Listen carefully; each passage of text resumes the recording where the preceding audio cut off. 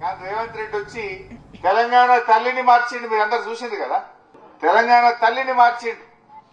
ఏమన్నాడు? మార్పు మార్పు మార్పు అన్నాడు. ఏం మార్పు తెచ్చిండ్రా అంటే తెలంగాణ తల్లిలో మార్పు తెచ్చిండు. ఉద్యమం అప్పుడు ఒక తల్లి, అధికారంలో ఉంటే ఒక తల్లి ఉంటుందా? ఆ తల్లి మనకు ఎంతో స్ఫూర్తినిచ్చింది.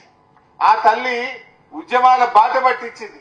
ఆ తల్లి దీవెనతో తెలంగాణ రాష్ట్రాన్ని మనం సాధించుకున్నటువంటి తల్లి ఈ తెలంగాణ తల్లి.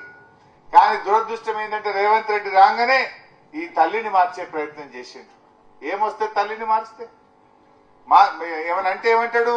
కేసీఆర్ ఆనవాళ్లు లేకుండా చేస్తా, కేసీఆర్ ఏం పని చేసిండో అది లేకుండా చేస్తా అంటాడు. ఏం చేస్తావు?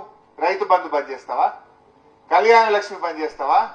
కేసీఆర్ జిల్లాకు మెడికల్ కాలేజ్ కట్టిండు, అవి మానేస్తావా? అద్భుతమైన సెక్రటరియట్ కట్టిండు, దాన్ని తీసేస్తావా? 125 అడుగుల అంబేద్కర్ విగ్రహం కట్టిండు, దాన్ని తీసేస్తావా? ఏం మార్పు తెస్తావు? మార్పు మార్పు అంటే తెలంగాణ తల్లిని తేవడం మార్పా? ఈ తల్లి మనకు అద్భుతమైన స్ఫూర్తినిచ్చింది. తెలంగాణ ఉద్యమానికి ఊపునిచ్చిన తల్లి, ధైర్యాన్ని ఇచ్చిన తల్లి, తెలంగాణ రాష్ట్రాన్ని సాధించిన తల్లి. ఇలా ఈ తల్లిని మార్చి రేవంత్ రెడ్డి నేనేందో మార్చిన అంటాడు. కాకతీయుల తోరణం తీస్తా అంటాడు, చార్మినార్ బొమ్మ లేకుండా చేస్తా అంటాడు, తెలంగాణ తల్లిని మారుస్తా అంటాడు. నువ్వు చెప్పిన మార్పు గిదేనా?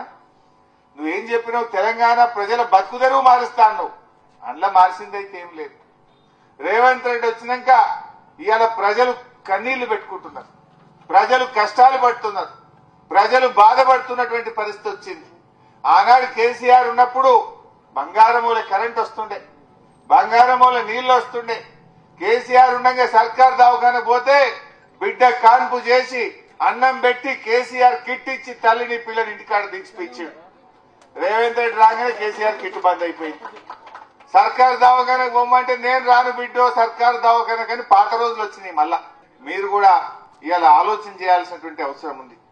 రేవంత్ రెడ్డి రోజుకో వేషం, పూటకో వేషం వేస్తాడు, పూటకో మాట మాట్లాడతాడు తప్ప ఒక్కటన్నా సకట్ పని ఉన్నదా? దేవుని మీద కూడా ఒట్టు పెట్టి మాట తప్పిన పాపాత్ముడు రేవంత్ రెడ్డి. ఏమన్నాడు? 15 ఆగస్టులోగా రైతుల రుణమాఫీ చేసి తీర్తా అని యాదాద్రి లక్ష్మీనరసింహస్వామి మీద ఒట్టు పెట్టిండు. దేవుని మీద ఒట్టు పెట్టేవాడన్న మాట తప్పుతాడా? ఇక దేవుణ్ణే మోసం చేసినవాడు ప్రజల్ని మోసం చేయడా? మనని మోసం చేయడా? దయచేసి మీరు ఇవాళ ఆలోచించాల్సినటువంటి అవసరం ఉంది.